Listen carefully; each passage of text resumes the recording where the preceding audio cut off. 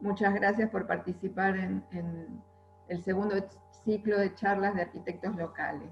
Hoy vamos a presentar a Hugo Aristimuño, que es un arquitecto que se recibió en la UBA y que vino a la zona y trabajó en el IPPB como proyectista y coordinador de inspecciones. Pero él, digamos, por lo que estuve viendo, le interesaba la vivienda social, que es lo que nos convoca a nosotros, y se dedicó específicamente a eso.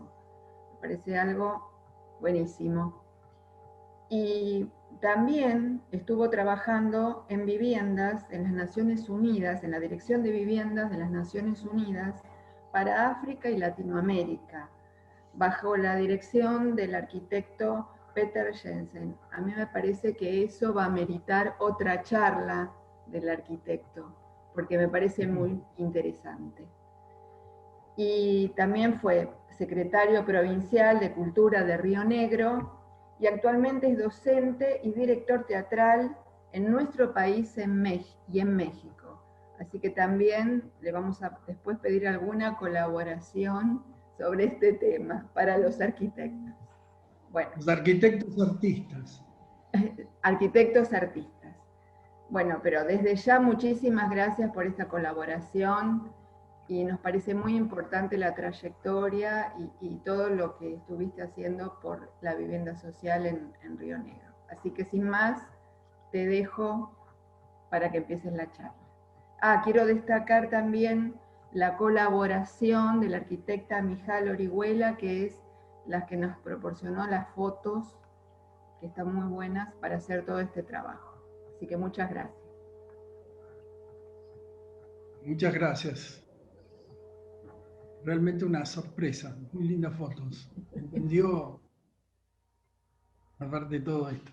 Bueno, ustedes me van diciendo cómo nos manejamos con esto del PowerPoint. Yo voy a tratar de comenzar a hablar.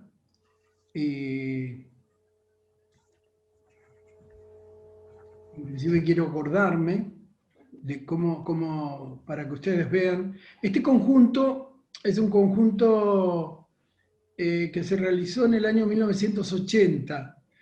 Yo estaba en ese momento, yo egresé en el año 1976 y por esas cosas del destino justamente ingresé por concurso en una empresa privada que se ocupaba de obras de arquitectura y obras civiles en la ciudad de Viedma, una empresa muy importante que se llamaba Paterno Prodico, que es famosa en Viedma por todas las cosas que hizo. Y bueno, y durante el tiempo que trabajé en la empresa, realicé algunos trabajos de arquitectura, hice el edificio Torre Riviera, hice varias, pero fundamentalmente por una casualidad, tuve que hacerme cargo de algunos trabajos de ingeniería civil, de cloacas en Viedma, de canales de riego, en todo el proyecto IDEVI, de ahí de la zona de Viedma, de Río Negro, de la construcción de viviendas en la colonización, en todo esto del IDEVI, del Instituto de Desarrollo del Valle Inferior. Y bueno, yo había estudiado en la facultad y me había especializado en viviendas de interés social. Había cursado cátedras que tenían que ver con eso, siempre me interesó. Y estaba, bueno, mi último año fue con la cátedra de Molina y Bedia, el arquitecto Molina y Bedia, y viviendas de interés social. O sea que siempre tuve la suerte, yo digo, y el privilegio de conseguir muy buenos docentes que tenían que ver también con la fundamentación ideológica de esto de construir viviendas para muchos. En un momento, después que cuando la empresa esta en la que yo estaba terminó los contratos en Viedma y se trasladaba a la ciudad de Comodoro Rivadavia, donde todo el trabajo iba a ser de tipo vial, civil y montones de cosas, decidí desprenderme de esa empresa a la cual estaba muy agradecido, pero que me hizo aprender muchas cosas de la obra, pero decidí quedarme en Viedma y fundamentalmente porque me había enterado que había un concurso para seleccionar un proyectista en el Instituto de Planificación y Promoción de la Vivienda. Entonces, allí me fui, me presenté y fui seleccionado. Fui seleccionado y el primer proyecto donde fui seleccionado, ¿por qué me presenté? Es muy importante que yo diga esto. También yo me presenté porque estaba interesado en profundizar este tema de la vivienda de interés social. Quería realmente trabajar para diseñar conjuntos de viviendas. También había estado especializándome en planeamiento, en planificación física, había estudiado arquitectura paisajística, pero desde el punto de vista social. Así que decidí que era hora de profundizar mi profesión y por eso también me quedé y acepté ese cargo en el Instituto de la Vivienda, pese a que económicamente no era redituable para mí en ese momento, en comparación a lo que ganaba en la empresa privada. Pero no fue una postura heroica, sino que fue una postura que hasta el día de hoy agradezco, y aceptar este trabajo fue con todos los riesgos que eso implica. Como digo ahí en el PowerPoint, no sé si yo tengo que ir diciendo lo que van a ir pasando o ustedes solos van moviendo y vamos viendo los gráficos. Bueno, entonces, con todo lo que ello implicaba hasta mi padre, que nunca entendió que yo me había especializado en vivienda de interés social y siempre me preguntaba, ¿cuándo vas a hacer casas para particulares y esas cosas, hijo? ¿Cómo es esto? Y yo le explicaba, papá, es como una especialidad, es como en medicina, y hay un cardiocirujano y un pediatra, no tiene nada que ver una cosa con la otra. Y yo me especialicé en esto, en la vivienda de interés social, en trabajar para el Estado. Pero inclusive, tras la opinión esta de mi padre, también había toda una discriminación que hacía la sociedad de los arquitectos que trabajábamos en el Estado.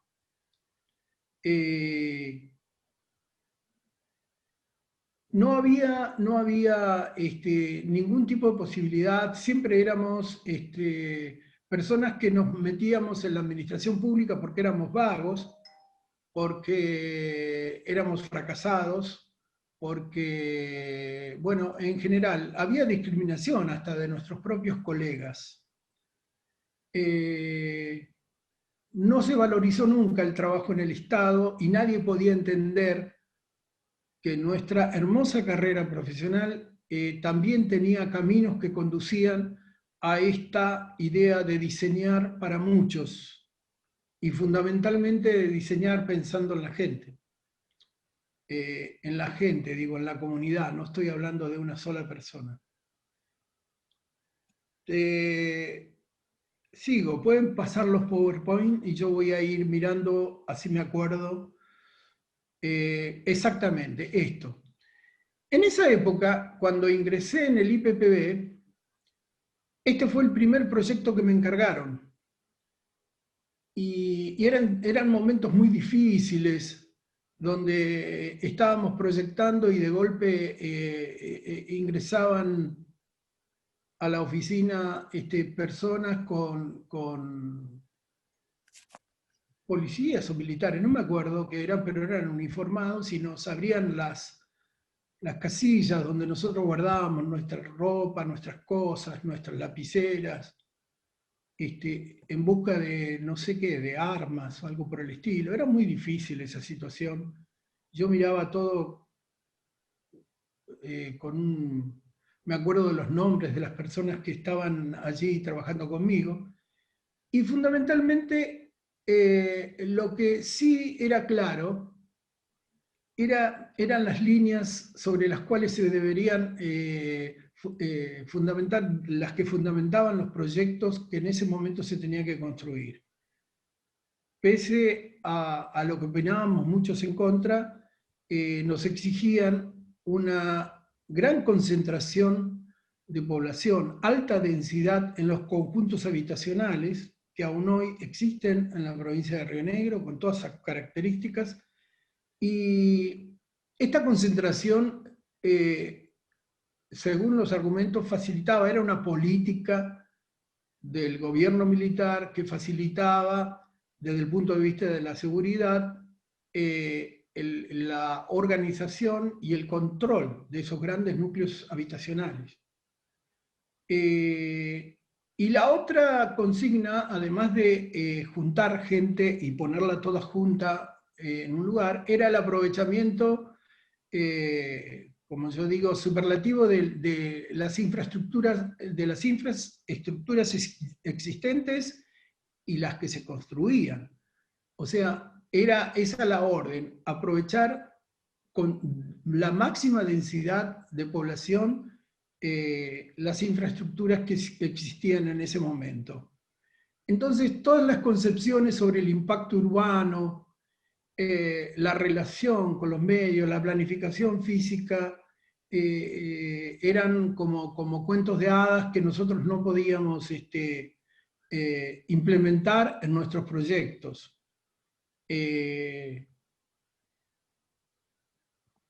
Los barrios se construían en lugares más bien no eran urbanísticamente ubicados en las periferias de las ciudades, sino en los terrenos que existían dentro del perímetro de la ciudad. Y generalmente esto pasó con el Roca. Roca estaba del otro lado del canal, que eso era toda una cuestión de inserción social y de concepción urbana, el otro lado del Canal Grande, cuando era el Canal Grande sin parques, sin nada, era el otro lado del canal, era una barrera también social, y las viviendas estaban ubicadas allí. Lo primero que yo me senté a ver es fundamentalmente lo que pasaba en la sala de proyectos, donde por una razón de esas filosofías que imperaban de diseño, que nos bajaban desde las políticas FUNAVI, teníamos que respetar las densidades y todo eso de la infraestructura. Tratábamos en vano de bajar las densidades de las viviendas y fundamentalmente de tratar de observar cómo era la accesibilidad a los barrios y cómo estaban implantados. Eso se ve claramente, después vamos a ver una foto, pero que sacó la arquitecta muy hábilmente, donde se ve lo principal que empecé a pensar, y que era una cortina verde para protección del viento y de los vientos predominantes, los vientos más feos ahí en Roca, y una cortina verde que construimos con árboles que para mi alegría todavía están y constituyen una cortina verde fantástica, que bordeaba casi todo el canal principal. Y lo otro es esto que yo hablo, que yo pensaba siempre en la forma de diseñar y que fue una cosa que desarrollé a partir también de las cosas. Pensamiento, esto que por ahí escribí aquí, ¿no? Era como que me sentaba en el tablero, veía el terreno, lo miraba el entorno, y en cierto modo, como dice aquí, caminaba imaginariamente como un futuro habitante del conjunto en mi mesa de dibujo. Yo era los ojos de ese futuro habitante, era su mirada, y caminaba por todos estos lugares imaginándome las madres, las visuales de las madres desde las cocinas o de los estares de su casa, con la posibilidad de control de esos espacios que yo pensaba para los niños, o mirando al abuelo que estaba jugando con otros abuelos en los rincones, esos que yo les hacía para jugar al ajedrez, cancha de bochas, y lugares para estar, para conversar, para encontrarse.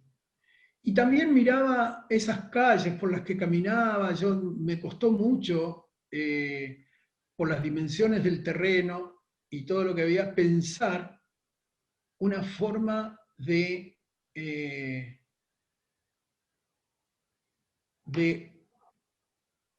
ingresar a ese lugar con visuales que correspondieran, con visuales abiertas. No quería para nada esos muros, esos muros de vivienda que encerraban esos corazones y que nunca tuvieron vida, no me imaginaba eso para nada, pese a que parecía ser la moda en los diseños que aparecen, incluso ustedes tienen ahí en Cipolletti unos conjuntos muy grandes, que tuvieron ese tipo de estética. Y yo no quería saber nada con eso, quería escaparme de esa estética, quería una estética abierta, con visuales, muy importante, y también calles con recorridos que fueran seguras, que no fueran rectas, ni cruzar. Por eso están esas calles que se van subdividiendo e ingresando en los distintos lugares, como el abastecimiento del centro comercial. Y también pensé en eso, en un centro comercial donde una de las calles desembocaba como una especie de acceso y también desembocaban las peatonales y se daba como una especie de túnel donde se podía pasar, se atravesaba el barrio y desembocaban, creo que en el barrio de, no me quiero equivocar, 180 viviendas. Ahí ya era existente. No, después se hizo. Desembocaba en esa calle. Después se hicieron viviendas ahí, barrios de viviendas.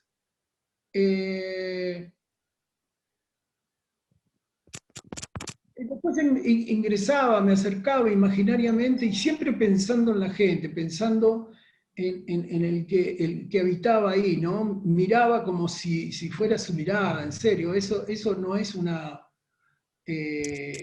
fue un ejercicio que me lo acuerdo en este momento. Y fundamentalmente trabajaba este tema de la proxemia, que esta ciencia moderna que tan cercana a nosotros los arquitectos y que es la forma, que maneja la forma de relación del hombre con el espacio. Y cómo el hombre necesita algunos tipos de... bueno, eso ya sería desarrollar un rato una charla sobre proxemia, ciencia que utilicé muchísimo en el teatro después cuando me dediqué a eso, y sobre las cuales elaboré teorías, la proxemia escénica. Y fundamentalmente desde la proxemia comenzaba a establecer los recorridos, comenzaba a dimensionar los cuerpos de las personas en esas escalas, a tratar de relacionar las escalas de diseño con las escalas humanas y fundamentalmente diseñar viviendas cómodas, que tuvieran buenas visuales, que fueran seguras. Y bueno, y para mi gran alegría también diseñé con mucho cuidado toda la parquización, con todos planos, con las especies, hacíamos planos de arquitectura paisajística que había estudiado yo con Marengo de Tapia. Había estudiado mucho tiempo y después me especialicé, hice cursos así como tecnicaturas, posgrado, de arquitectura paisajística, me gustaba mucho. Sí, me dicen que queda poquito tiempo. Entonces, sí, también parquizamos todo, pusimos árboles especiales, árboles que veo en las fotos que todavía existen. Y bueno, lamentablemente el túnel que yo había diseñado, se tapó con oficinas administrativas. No sé ahora si ese túnel se abrió, que era una idea, y vi que el centro comercial estaba funcionando, así que veo por las fotos. Entonces, me encantó y me encantó ver. Entonces, ahora, si ustedes quieren, yo voy a seguir hablando un poquito y si se corta, cuando volvemos y hablamos de los resultados de ese barrio y miramos las imágenes, porque lo que a mí me interesaba como profesional era fundamentalmente que la gente quisiera ese lugar donde vivía, lo quisiera, se enamorara del lugar donde vivía. Y que sintiera que cuando diseñaron ese lugar estaban pensando en ellos, pensaban en el bienestar de ellos. Y para mi orgullo, bueno, ya estoy hablando un poco del resultado, pero si yo les cuento que yo había visto diseñadores y proyectistas con cartoncitos así tipo fichas de dominó, distribuyendo sobre los terrenos los conjuntos de los distintos núcleos de vivienda. Y a mí me producía un poco de escalofrío ver esa forma tan fría de diseñar y de no pensar en la gente, ¿no? Por eso este barrio para mí fue tan importante, porque yo quería demostrar que se podía pensar en la gente, hacer un barrio interesante y aún cediendo a las presiones por el tema de la densidad. Ahora vamos a hablar de los resultados y yo les diría que muchas veces volví a Roca por mi trabajo en el IPPB. Yo también fui director de ejecución del IPPB. Y siempre me gustaba mucho estar en obra. Me gustaba mucho recorrer todas las obras en la provincia y siempre volví a Roca y siempre iba a ver este barrio para ver cómo se había desarrollado. Y tuve gran orgullo porque ese barrio se llamó, después le pusieron, mucha gente lo conocía como barrio universitario, ¿no? Barrio de por la cercanía de la universidad. Y yo no sé si vivía gente de la universidad ahí en el barrio, pero le llamaban el barrio universitario. Y en las primeras épocas era hermoso. Toda la parquización estaba muy cuidada. Los consorcios, el consorcio o los consorcios, no me acuerdo, creo que eran dos, funcionaban muy bien. Tenían jardineros, parquizadores que cuidaban las plantas, que estaba mantenido el tema de la pintura de los edificios. Bueno, los edificios se construyeron con un sistema que se llamaba Integrit. Creo que la empresa era de Sassi, que los construyó. No me acuerdo el nombre del inspector, pero me acuerdo que creo que fue Gustavo Pérez Silva, el arquitecto Gustavo Pérez Silva, el inspector. Y el barrio era realmente, con esa calle que cortaba oblicuamente el barrio, yo sentía que había funcionado, las cortinas verdes, la cortina de árboles, y la gente cuidó mucho tiempo ese barrio.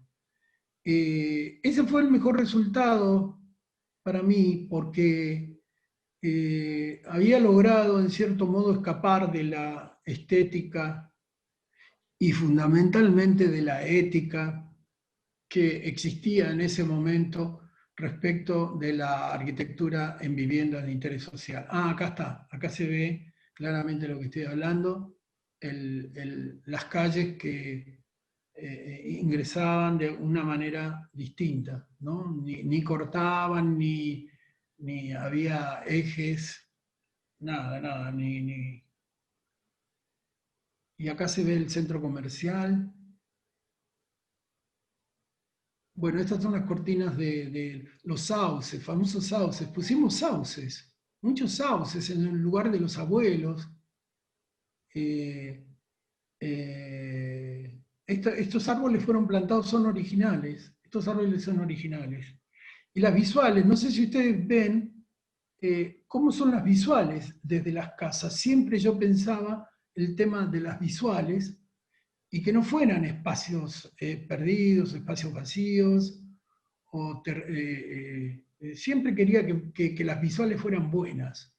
Ven el sauce mimbre colocado aquí y todavía se ven que los edificios están bastante cuidados y eso es interesante, porque eso también habla de una ética en el vivir que en otros barrios, yo hablo de los que conozco más profundamente.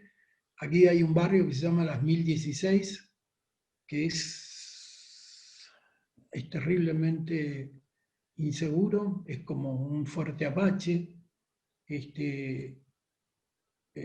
Hay muchas problemáticas sociales, está todo árido, roto, destruido, pintado. Y bueno, ese es uno de los barrios que conozco, y después en Cipolletti también. A lo que se sumaba a veces,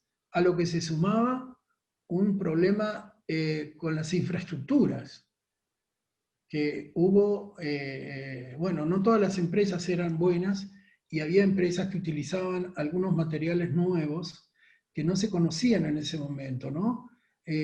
Los caños de PVC, el polipropileno, todavía no se conocía y se utilizaba en forma mixta y eso producía pérdidas y bueno, y otra cosa era la no existencia de consorcios que no permitía el tema de los tanques de agua, de la limpieza y de los núcleos, ¿no? De los núcleos que fundamentaban todos con cisterna abajo y nada. Estos eran los rinconcitos que habíamos hecho. Si ustedes ven, las visuales de todos los departamentos dan, las cocinas generalmente, dan a estos lugares donde los chiquitos jugaban, ahora están desiertos, ¿no? Por el tema del coronavirus. Y ahí está la mesa, en este lado está un patio de los abuelos, que tiene mesas y lugares para estar.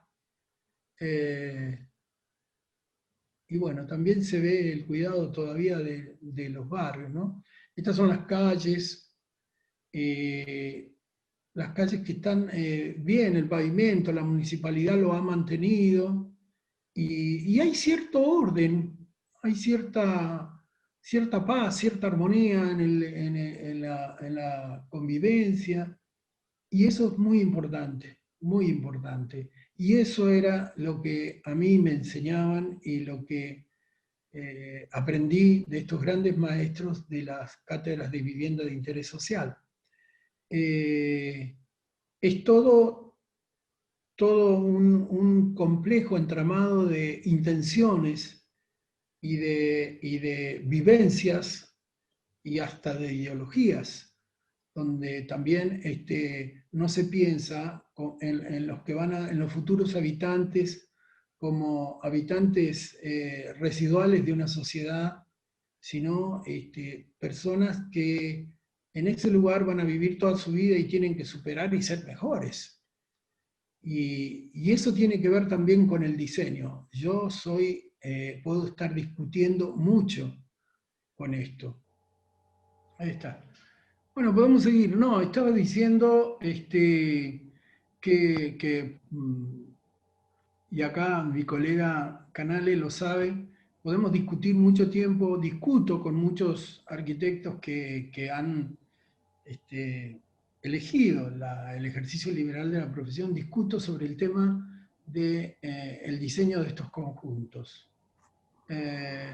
Yo creo profundamente que el diseño de estos conjuntos tiene que ver con las formas de convivencia y con la sensación con la que las personas habitan estos conjuntos.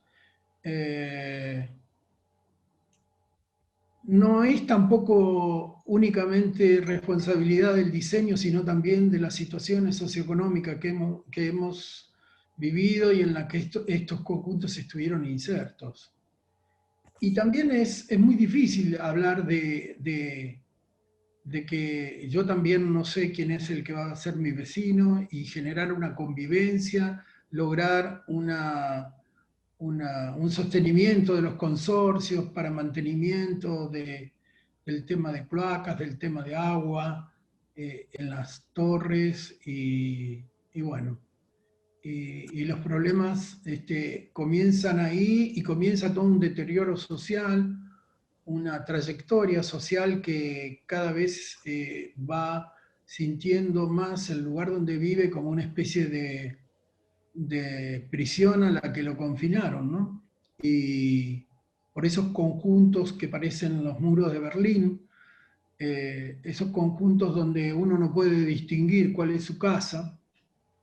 Y yo creo que la personalización y esta cuestión del amor por el diseño para muchos, de la vivienda de interés social, que a veces cuesta mucho hacer entender a los demás. Este es el centro comercial, que por eso veo que ahora está como habilitado. En aquel momento estaba cerrado, estaba obstruido incluso creo que habían hecho unas oficinas municipales y estaba el consorcio y estaba el IPPB también allí. Las oficinas del IPPB en el primer piso, creo así. Esto es el equipamiento de este lugar y poné otra imagen, Constanza, a ver. Acá sí, me encanta lo divertido que han pintado los colores del centro comercial. Y como siempre, ven que no son cualquier árbol. Estaban puestos los árboles para que las raíces no rompan los pisos. Habíamos elegido las especies y son las originales, las que están allí. Y los pisos parecen los caminos laterales están bastante bien cuidados, han hecho esos banquitos, ven que hay una actitud así como como dicen ahora, de amorosidad con el hábitat donde están trabajando, viviendo y pasando sus días, ¿no? A eso me refiero cuando hablo del diseño pensando en la gente. Sí, otra...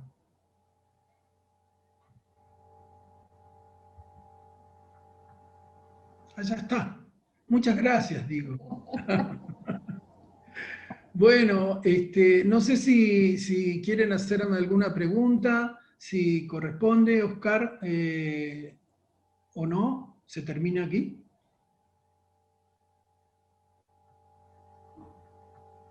Oscar puede que tenga problemas de conexión porque estaba con algunos temas de luz. Sí, pero a Oscar se le cortó la luz, no sé si ahora puede hablar, pero cualquiera que quiera hacer alguna consulta, no hay ningún problema, pueden consultar. ¿No hay ninguna consulta? Yo si me permiten, aprovechando la presencia del arquitecto Canale, con quien trabajamos juntos muchos años, yo le quisiera hacer algunas preguntas sobre los conjuntos, los grandes conjuntos y el resultado social. Hola, ¿se escucha mi audio? Sí.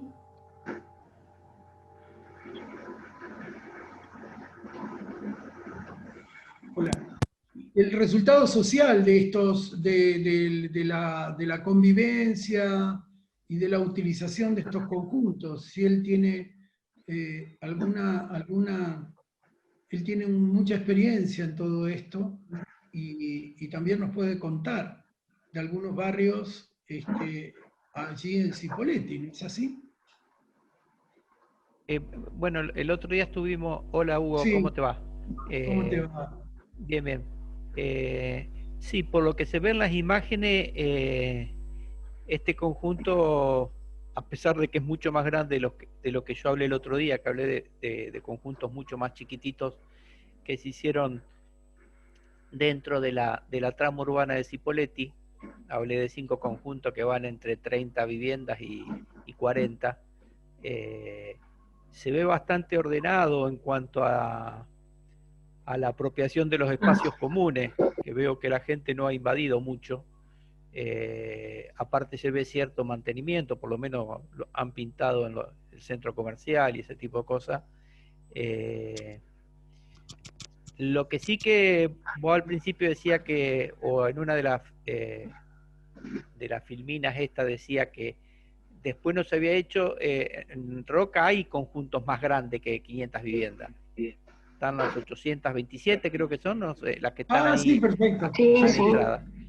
Esa vendría a ser la hermana gemela de las 1224, o sea, el prototipo es ese. Por supuesto que creo que es bastante más genuino este tipo de cosas que lo que sí son las 1224 o en las 800 y pico de esas viviendas que no dejan de ser en PH, pero que están encastradas una con las otras y que generan mucho más problemas de convivencia quizás que esto. Esto se ve que está bastante bien, digamos, en cuanto a la conservación y el mantenimiento, que lo que yo mostré el otro día, donde la apropiación de los espacios comunes es bastante descontrolada y medio como que cada uno hace lo que quiere. Acá no se ve eso, por lo menos. No sé si justo las fotos serán las mejores, cosa que no creo que la haya seleccionado la colega que la sacó, pero se ve mucho mejor que los conjuntitos estos que yo mostré en la charla pasada. Muchas gracias. Yo creo que tanto, yo también sé que puede haber estudiantes de arquitectura, ¿no? Que van a estar aquí, que van a ver esto, que van a escuchar nuestra opinión. Sería interesante que dejáramos... acá hubo un corte de luz. Ahí está la arquitecta. Muchas gracias, Mijal, por tus fotos. Perdón, quiero hacer un comentario. ¿Puede ser? Sí. ¿Cómo les va? Yo soy de Roca, ¿sí? Soy de General Roca y paso casi diariamente por el conjunto 500 viviendas. Siempre me llamó la atención. Leo esto que dice el arquitecto, detalles de diseño, leo sus intenciones, lo que ha dicho está plasmado en ese conjunto, realmente está plasmado en ese conjunto. Pero lo que sí creo que es bueno para que reflexionemos, esas intenciones que quizás en algún momento fueron útiles y quizás en un tiempo se utilizó, que hoy por hoy es un lugar que en Roca, por ejemplo, no está caracterizado por ser el mejor lugar para vivir, hay mucha inseguridad por el tema de los diseños de las escaleras, que bueno, a ver, todo lo bueno que uno puede aportar, quiero decir, todo lo bueno que uno puede aportar a un diseño, quizás con el tiempo y con el uso se puede, eso que uno pensó que podía funcionar, no funciona. Y no es el único conjunto que pasa esto, miles de conjuntos, no sé, obra de Le Corbusier que él las pensó de una forma y después realmente la sociedad no las supo utilizar o no las supo vivir.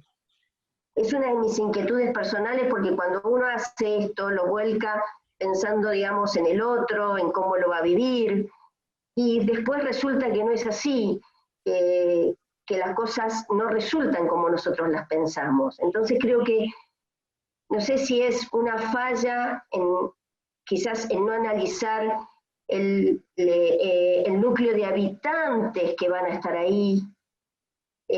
No sé, digo, lo dejo como inquietud, es lo que a mí quizás me hace ruido, porque realmente el conjunto está súper pensado.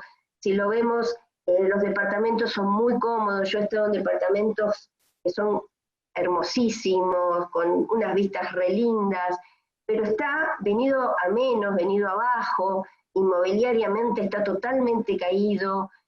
Bueno, nada, no es un lugar, porque aparte para poder mejorar un departamento, si el de arriba no lo mejora y el de abajo tampoco, mi propiedad se desvaloriza. O sea, es todo un tema social que no sé, está bien, es una solución, digamos, a la vivienda económica. En este caso no eran tan económicas por las superficies, ¿no? Porque hay departamentos de 3 dormitorios, si no me equivoco, de lugares muy amplios. Bueno, no sé, es un poco lo que a mí me parece. Digo, a veces nosotros con solo el diseño no solucionamos problemas sociales que también deberíamos pensar. Bien, digo, no sé, lo digo en voz alta para ver ustedes qué piensan, ¿no? Si me lo permiten, yo puedo dar una pequeña respuesta a eso. No sé quién está hablando. Mijal. Sí, haciendo la salvedad de que no escuché la parte previa, yo viví varios años en las 500 viviendas, en el núcleo 8. No es el barrio más lindo en el que he vivido, casi me da un infarto cuando entré la primera vez, pero sí es el barrio donde más disfruté vivir. Es muy lindo, es muy lindo. Sí, particularmente disfruté muchísimo vivir ahí porque tiene mucha vida. Sí, el departamento es un departamento familiar, así que también estos temas que te preocupan son temas que a mí en lo personal me afectan mucho, pero creo que antes que el problema vinculado al diseño o a lo constructivo que puede llegar a ver y que desde la perspectiva actual por ahí hay cosas que uno hoy haría diferente, el principal problema por el que se genera todo esto que vos decís en las 500 es el hecho de que es un consorcio único. Como es un único consorcio, no es un consorcio por edificio, es muy complejo lograr que se junte el dinero suficiente para mantenerlo. Y el espacio que parece ser público es privado, entonces la municipalidad no mantiene los espacios verdes, ni lo podemos hacer los propietarios de los departamentos. Ese es el principal problema desde mi punto de vista. Ahora sí, pido disculpas, pero bueno, justo es algo que me conozco bastante. Que yo sepa, en algún momento estaba dividido en consorcios, pero sabemos que eso no es que sabemos que no, que es difícil, es un tema difícil, ¿no? No hay otra posibilidad por las características del conjunto, claro. No hay otra posibilidad de hacerlo en varias partes, claro. Varios pH, no podés hacer varios pH, tenés que hacer uno solo. Como no, estaba dividido como en diferentes comisiones, había como, porque no sé si tiene números o letras, la verdad esa parte no la sé, pero sé que estaba dividido en diferentes comisiones y que en algún momento estuvo impecable, esto no sé cuántos años. Me parece, yo particularmente creo que es una cuestión de poder adquisitivo del habitante, y otra cosa es que a la gente no le gusta vivir en departamento. Sí. A la gente no le gusta vivir en departamento. Sí, también por algo el IPPB con el tiempo dejó de hacer departamentos y pasó a hacer viviendas individuales. La gente no le gusta. En cuanto a la organización, por más que sea un solo conjunto, si hay un cuerpo, un núcleo, que se ponen de acuerdo para pintarlo, juntan plata entre esa gente y lo pueden hacer. No creo que sea un impedimento. Pero creo que fundamentalmente es una cuestión de poder adquisitivo. No hay que olvidarse, que en esa época, creo yo, si mal no recuerdo, todas las viviendas se entregaban con lo que era la demanda libre, o sea, con la gente que se anotaba, y era heterogénea el habitante, el poder adquisitivo, había de todo, si bien todos con condiciones de cumplir los requisitos que pedía el CONAVI, digamos, pero después con el tiempo se fueron construyendo en cooperativas, donde por ahí el grupo de gente que integra esa cooperativa es más homogéneo, entonces por ahí todos tiran para el mismo lado. Acá eso no se dio. Un poco yo la semana pasada también expliqué algo parecido a esto, o sea que es medio como una constante de esta situación. Yo quiero hacer una acotación. Y respecto de lo que vos decías, suponete la ocupación de los espacios comunes. La apropiación y ocupación de los espacios comunes es una cuestión ideológica que es ajena a nosotros. Es una ideología. Y no podemos olvidar el contexto sociopolítico en el que está viviendo o lo vivió el país en su momento. Y yo le quiero contar a ustedes que hablan de un consorcio. Por ejemplo, en Vilma no existen consorcios. En Cholechol no existen consorcios. Los barrios, las 231 viviendas, por ejemplo, yo me acuerdo que en los núcleos teníamos que a veces llamar a los bomberos porque rebalsaban con el tema de las cloacas, o rebalsaban los depósitos de agua abajo, y nadie se ocupaba de solucionarlo. Las bombas se quemaban y no había nada, y como que había un deterioro social y también un contexto ideológico. Entonces el tema que aparece de la ocupación de los espacios comunes, que ni la municipalidad, nosotros nos hemos quejado de la municipalidad y no lo han podido solucionar. Entonces responde también a un entorno y a una situación socioeconómica de nuestro país, y de falta de solidaridad y montones de cosas. O sea, eso se lo digo a la colega Mijal, creo que eras, ¿no? No. Sí.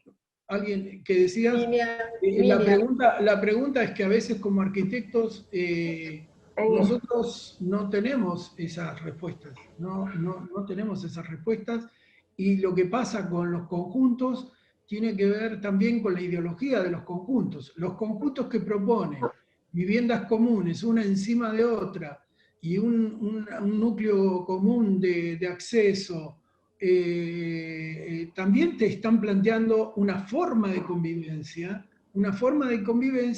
que con el desarrollo de otras pautas éticas e ideológicas y de cambio en las estructuras de nuestro país, también se modificaron. Entonces, son estructuras que ya no sirven. Por algo, yo no es que porque a la gente no le gustaba vivir en edificios colectivos, el IPTV comenzó a hacer viviendas unifamiliares. No, porque lo que se planteó fue que frente a la posibilidad de superficies, mirá, ahora faltan terrenos, pero en aquel momento había muchos terrenos, se empezó a hacer una planificación de redes de infraestructura madre en todos lados, y apareció ideológicamente la concepción de la vivienda unifamiliar, que fue otra respuesta ideológica que dio el FONAVI en el tema vivienda. En el tema vivienda. La cantidad de viviendas que hizo el gobierno militar a través del FONAVI en ese momento es inédita. Nunca se hicieron tanta cantidad de viviendas. Entonces, en nuestra provincia, los barrios, si los vamos sumando, nunca van a llegar a la cantidad de viviendas que había en ese momento. Menos en Viedma, cuando se instaló el tema del traslado de la capital, que vinieron empresas, dejaron ahí como que hubieran hecho una deposición, edificios horribles, cajas de zapatos, sin ningún diseño. Entonces es distinto, para dar un ejemplo, un conjunto Procrear que se está haciendo en Patagones o que se hizo acá en Viedma. Tienen otras pautas, tienen otro nivel de determinación, etcétera, etcétera. Y eso tiene que ver con ideologías. Yo creo que no tenemos que hacer como los avestruces, esconder la cabeza y no pensar en eso. Nuestro diseño tiene que ver con ideologías. Las personas viven de acuerdo a determinadas filosofías y en este momento, bueno, los departamentos estarán, en aquel momento era la única solución que había y yo me acuerdo que se peleaban por estos departamentos cuando iban a inscribirse para la adjudicación. Se peleaba. La gente en la delegación, yo estaba trabajando ocasionalmente allí y eran discusiones para ver quién se quedaba con los departamentos. Pero la situación, la estructura sociopolítica del país se ha modificado y yo creo que tiene que ver, también eso tenemos que ver como diseñadores nosotros, de entender y justificar, no justificar nuestros errores, sino también entender dónde estamos parados cuando estamos hablando de vivienda de interés social, en qué filosofías nos basamos, en qué filosofía se basa el Estado, y bueno, y ahí tenemos que ver si estamos de acuerdo. Así como yo peleaba por las densidades y traté de pelear porque la gente viviera bien ese barrio, y bueno, también hay que empezar a pensar en esto, los diseños de viviendas de interés social bajan y los tenemos que repetir. No hay autonomía de los institutos de vivienda para diseñar sus propias viviendas. Tienen que cumplir con muchas pautas y esas cosas tienen que ver, se modifica todo. Es muy complejo el tema. Es muy complejo y ricamente complejo. Es interesantísimo. Interesantísimo. Por eso me parece que si hay estudiantes de arquitectura que puedan ver esto, sería fantástico que también pensaran en profundizar en las viviendas de interés social. Es un tema que necesitamos nosotros, que haya arquitectos que piensen en la gente.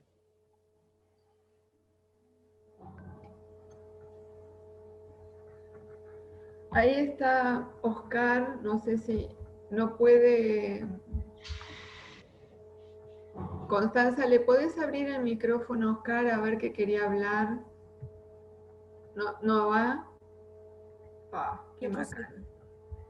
No, Hola, ¿escucha? Ahí sí, dale. Sí, Oscar, te escuchamos. Bueno, diga cuando no se escuche. Bueno. Muchísimas gracias, Hugo, por participar. Un honor recibirte. Estamos nosotros tratando de recabar información, digamos, de sucesos de carácter logístico que sucedió entre los años 80 y contados los años 80, y es bastante complejo armar la historia. Por suerte tuvimos la asistencia ya de arquitecto Villar, arquitecto Canales, tu asistencia, que van construyendo una historia y bajan una idea de cómo sucedió todo esto. Para, digamos, en el marco de lo que siempre digo, cuando piensan en crear o en hacer construcción de 100 viviendas, está hablando de mucho. Bueno, acá hablamos de muchas más y de varias partes de la ciudad, como el caso de el arquitecto Canales.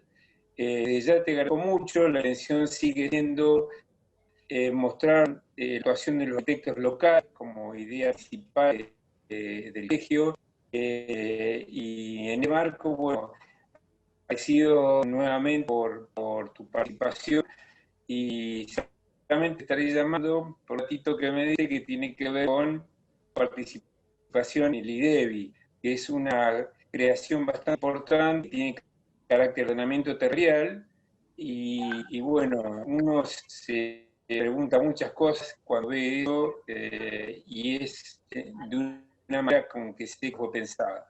Muchísimas gracias, Hugo. Maribel, ¿puedes cerrar? Sí.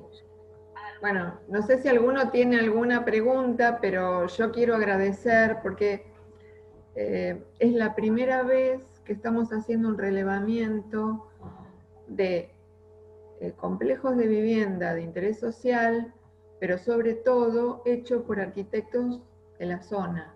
No existe un relevamiento así en toda la provincia. Y bueno, estamos intentando poder recabar la información, por eso las fotos de Mijal, que nos ayudó también, pero esto para nosotros es muy importante. Y también tenemos conexión con la universidad y vamos a intentar que esto también lo vean los estudiantes para poder estudiar esta problemática, porque es muy importante. Más allá de que en esta época que se hicieron estos conjuntos, se hicieron muchas viviendas. Actualmente no se hace esa cantidad de viviendas. Eso también hay que estudiarlo, ¿no es cierto? Para poder mejorar. Así que muchísimas gracias, Hugo. No, gracias, el agradecido soy yo. Yo le contaba a Oscar que realmente en muchos años de arquitecto es la primera vez que el colegio se dirige, un colegio se dirige y se interesa por mi trabajo en el Estado. Vuelvo a repetir, y a los colegas y a los que están estudiando para ser colegas, nunca se avergüencen de trabajar para el Estado, es un honor. Necesitamos profesionales que trabajen en el Estado y que hagan cada vez mejor las cosas. Ahí yo quería preguntarle si esto se grababa, porque Mijal está... Sí. Ah, bueno, Mijal, ahí Sí, tenés la oportunidad. se graba y están todas las charlas que hicimos y las que vamos a hacer están en el canal de YouTube de nuestra página, que es la de Colegio de Arquitectos de Río Negro. Ahí abajo está el canal de YouTube y están todas las charlas que hicimos hasta ahora. Por ahí tu charla, Hugo, nos sale la semana que viene, porque tenemos que editarla y qué sé yo, pero van a estar todas. Está perfecto. La de Villar, está allá. Perfecto. En el canal. Bueno, muchísimas gracias, para mí fue muy grato, fue un honor trabajar para ustedes y para mí también, y bueno, fue una satisfacción muy importante, así que les agradezco mucho. Bueno, muchas gracias, y los vamos a llamar de nuevo a vos, porque vi que hiciste viviendas también en Naciones Unidas, así que te vamos a llamar para eso. Y Mijal también, porque sé que hace muchos artículos que tienen que ver con la parte urbana. Vi varios artículos tuyos, así que también después te vamos a pedir colaboración. Ahora me estoy animando a empezar a pensar, así que en eso me pueden ayudar, sobre la arquitectura vernácula de acá, que no he encontrado nada, así que va a ser... Bueno, muy sí, cuando lo que escriba, pero bueno, está bueno.